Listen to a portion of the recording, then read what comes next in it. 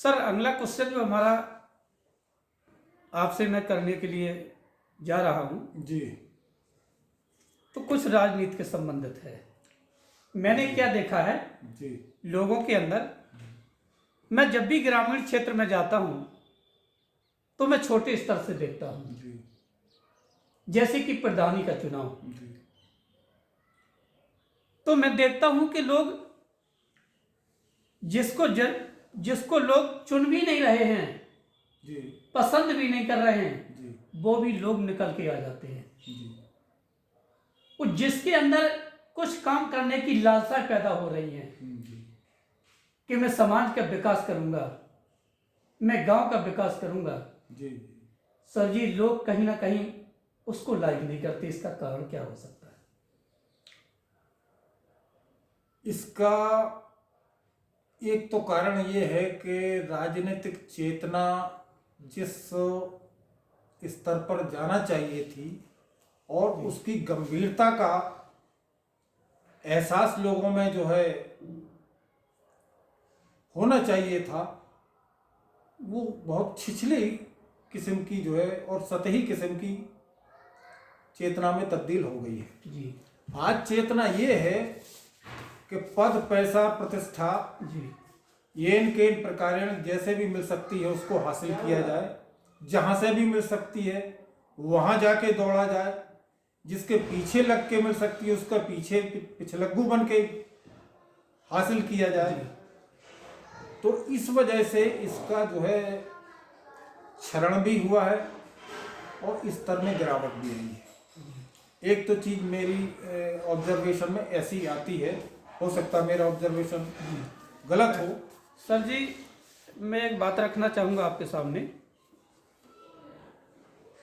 जैसे कि लोगों के अंदर एक मानसिकता हमने देखी है, और मैं कहूंगा कि जो महापुरुष होते हैं वो किसी समूह से नहीं, जाति समूह से नहीं होते हैं, उनके अंदर एक ललक होती है काम करने की। जैसे कई मैंने देखे हैं ऐसे लोग कि जिन्होंने ऐसा काम कर दिया कि शायद आने वाली पीढ़ी भी उन्हें याद करेगी। बिल्कुल इस उद्देश्य को लेकर के यदि वो चुनावी मैदान में उतरता है जी, तो काम करता है, बिल्कुल सर लोग उसको सदियों याद करेंगे। जी जी है कि नहीं है सर? बेशक।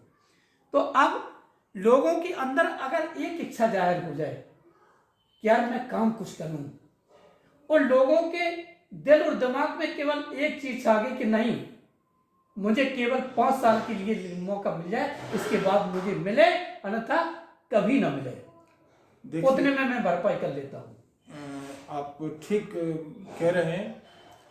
तो जो परिघटनाएं हमारे सामने दृश्यमान हैं, जो नज़ारा हमको देखने को मिल रहा है और जिसका दर्द आप बयान कर रहे हैं, तो वो परिणाम सामने है जी लेकिन कोई भी परिणाम बगैर कारण के नहीं होता है। बुद्ध की जो थ्योरी है कॉज एंड इफेक्ट, कार्य कारण का सिद्धांत यहाँ पे भी है कि जो रिजल्ट है वो हमारे सामने है, वो रिजल्ट किन कारणों की वजह से है वो कारण भी हमें पकड़ने होंगे। मैं राजनीति शास्त्र का भी विद्यार्थी रहा हूँ, कॉन्स्टिट्यूशनल लॉ भी मैंने पढ़ा है। तभी तो सर मैंने क्वेश्चन रखा है आपके साथ। तो भारत के इतिहास का जो राजनीतिक सफर है उसमें 2 परिघटनाएं ऐसी हुई हैं जो मैं मानता हूं कि हमारे राजनीतिक गतिविधियों, राजनीतिक सत्ता के कार्यप्रणालियों, उन पे बहुत गहरा और गंभीर दुष्परिणाम हुए। पहला तो एक दुष्परिणाम ये हुआ है कि जो दक्षिणपंथी संगठन थे या राजनीतिक दल थे या सीधा कहूं जनसंघ पार्टी थी, जो किसी जमाने में 1-2 सदस्यों से ज्यादा जिसकी हैसियत कभी नहीं रही, जिसको कोई कभी पसंद नहीं करता था, उसका जो है कभी दीपक जो है चुनाव चिन्ह हुआ करता था जी। उस पार्टी की कोई कभी जमीन भी जो है तैयार नहीं हो पाई, ना हैसियत कभी मजबूत हो पाई। लेकिन जयप्रकाश नारायण ने इमरजेंसी के दौरान 1975-76 में जो आपातकाल लागू हुआ तो तमाम विपक्षी दलों को इकट्ठा करने के चक्कर में जनसंघ को भी जनता पार्टी में विलय करा के वहां शामिल करा लिया। जी। और वो शामिल कराना था कि जनसंघ को जनता में अपनी स्वीकार्यता और विस्तार करने का एक अवसर मिल गया। उस अवसर को उन्होंने बखूबी खूब भुनाया। जी। नतीजे में ये है, इसके बाद जो है वो जैसे ही जनता पार्टी जो है विसर्जित हुई तो उन्होंने नया पार्टी का नाम रखा भारतीय जनता पार्टी, और उन्होंने अपने पांव पसारने शुरू किए और वो लोग जमीन में अपनी जो है मजबूती पकड़ बनाना शुरू की। उसी का नेक्स्ट स्टेज आता है वो फेज जब अयोध्या का मंदिर मस्जिद वाला जो है विवाद हुआ, उसमें पिछड़े वर्गों को खासतौर से उमा भारती, विनय कटियार, ये ऋतंभरा वगैरह, इन लोगों को समेट के उन्होंने भारतीय जनता पार्टी का बेस और स्ट्रॉन्ग किया। भावनात्मक मुद्दा था, धर्म की अफीम का चटाई को, और जो है पार्टी की जो है सशक्तिकरण मजबूती का उन्होंने जो है और अपने खूंटे गाड़ने शुरू किए। वो जो दौर हुआ उसकी वजह से दक्षिणपंथी राजनीति ने भारत में वो जगह बनानी शुरू की जो जगह इसको कभी नसीब हुई नहीं इतिहास में।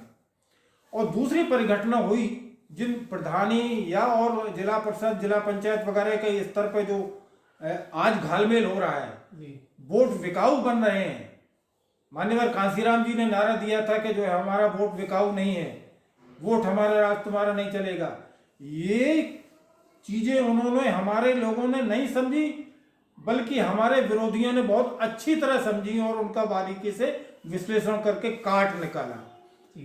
तो जब ये इलेक्शन हुए तो मेरे ख्याल से 74 संविधान संशोधन किया राजीव गांधी ने अपने पीरियड में जब वो प्रधानमंत्री थे, और उसमें पंचायती राज को सशक्तिकरण करने के नाम पे बजट और स्कीम जाने क्या क्या जो है पहुंचना शुरू हुई, और उसी में पैसे का बंदर बांट और लोगों को एलोरमेंट, एक लालच, उसमें कुछ कैसे पैसा जो है जेब भरी जा सकती है, वो हथकंडे शुरू हुए। वो हथकंडे जैसे ही शुरू हुए तो फिर गांव के स्तर पे जो बहुत पाक साफ और काफी कुछ ईमानदार तरीके से जो इलेक्शन हुआ करते थे, गिने चुने लोग ही इलेक्शन कंटेस्ट करते थे, वो होड़ लगना शुरू हुई। तो होड़ इसलिए लग रही थी वो कि एक तो पद की होड़, दूसरा पैसे की होड़। उसने सब इसको जो है विकृत कर दिया, और जो है वो जो माहौल गंदा हुआ है वो उसके यही सबसे मुख्य सूत्रधार रहे हैं, और यही उनका कसूर है। साथ में मैं ये जोड़ देना चाहता हूं कि इन स्थितियों को, इन परिस्थितियों को, इन संभावनाओं को बाबा साहेब बहुत अच्छी तरह जानते थे। संविधान सभा के एक भाषण में बाबा साहेब ने कहा था कि गांव है क्या, ये जातिवाद, संकीर्णता, अंधविश्वास और ऊंच नीच के गंदे परनाले हैं। गांव के लोगों को इससे बाहर निकालना है। इसलिए संविधान में हम ग्राम को प्रशासनिक इकाई नहीं बनाएंगे, व्यक्ति को ही इकाई बनाएंगे। ये बाबा साहेब को बहुत दूरंदेशी का निर्णय था। उन्होंने इंडिविजुअल को या व्यक्ति को जो है वो इकाई बनाया, किसी गांव को इकाई नहीं बनाया, किसी जाति को इकाई नहीं बनाया, किसी समुदाय को इकाई नहीं बनाया। ये बाबा साहेब की दूरदर्शी थी, दूरदर्शी नीति के बदौलत। लेकिन बाद में उसमें संविधान संशोधन करके 74वां हुआ पंचायती राज के नाम पे। गांधी जी की जो चाहत थी कि गांवों को प्रधानता दी जाए, वो गांवों को जो है वरीयता दी जाए, वो वरीयता के चक्कर में वहां पे गंदगी फैलती चली गई। ये स्थिति हुई जिसकी वजह से जो अच्छी नीयत का आदमी है वो अगर जो है वो चुनाव लड़ना भी चाहता है तो जो खोटी मंशा लेके दूसरों के इशारे पे प्लांट किए हुए कैंडिडेट बन के आके अखाड़े में खड़े हो जाते हैं, और जो सिंसियर आदमी है, निष्ठावान आदमी है, समर्पित भावना से काम करने वाला है, उसकी संभावनाओं को वो और जो पलीता लगा देते हैं। मेरी समझ से यही उत्तर है। इसलिए वो विन करना चाहिए, वो विन नहीं कर पाता है, और जो तिकड़मबाजी में कोई अपने पैसे दे के, कोई किसी को दारू बांट के, तो मतलब जो है जो गलत अपने जो है साधनों का उपयोग करके जो है तीन तिकड़म करके जो है वो इलेक्शन जीतने का खेल जो है उसमें शुरू हो गया। मतलब कहीं ना कहीं आपका कहने का उद्देश्य है कि लोग वोट बेचने का काम कर देते बिल्कुल वोट बेचने का काम जहाँ करने 1 लगे। किलो का मुर्गा बिल्कुल 300 रुपए का बिकता है, 5 किलो का बकरा 1500 रुपए का बिकता है, लोग 80 किलो का वजन मात्र 80 रुपए में बेचने का काम करते हैं। निश्चित रूप से ये व्यापार भाई बाबा साहब न सिर्फ इसके बारे में, राजनीति के बारे में, बल्कि जो है वो आपकी मीडिया के बारे में भी जो है ये अपनी ओपिनियन उस दौर में कह के गए थे कि ये तो अब जो है धर्म भी धंधा बन गया है, राजनीति भी धंधा बन गया है, और जो मीडिया है वो भी जो है धंधा बन गया। सही तो बात। धंधा जब बन जाएगा तो काम अंधा ही शुरू होगा। बिल्कुल बिल्कुल होगा। तो ये अंधापन का अंधकार इसीलिए व्याप्त हो रहा है। सही बात, बिल्कुल सही कहा आपने।